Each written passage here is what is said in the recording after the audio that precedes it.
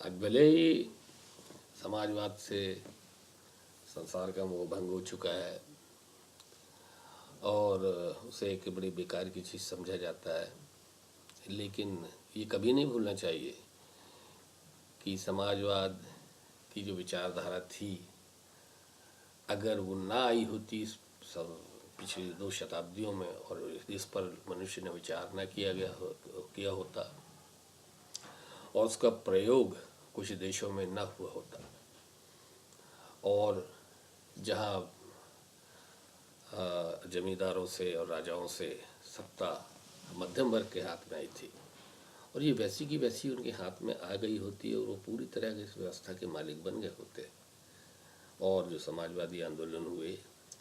समाजवादी विचारधाराएं फैली और उन्हें जो जनता से समर्थन प्राप्त हुआ, इसके कारण से श्रमिक वर्ग के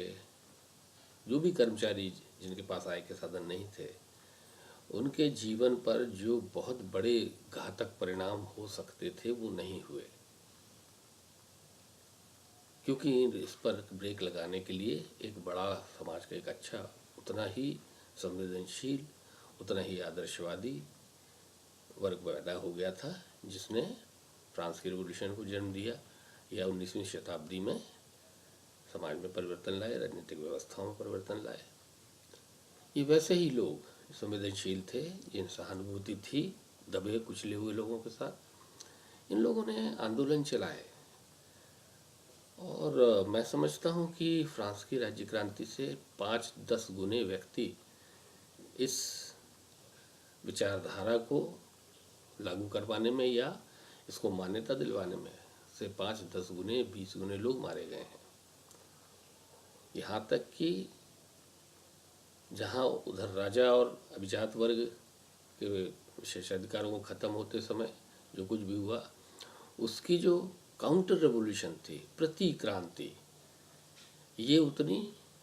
मजबूती से नहीं आई और संगठित रूप से नहीं आई। कोशिश की गई। आप लोग जो इतिहास के विद्यार्थी हैं, मैटरनिख का नाम सुने होंगे, और भी पूरे यूरोप में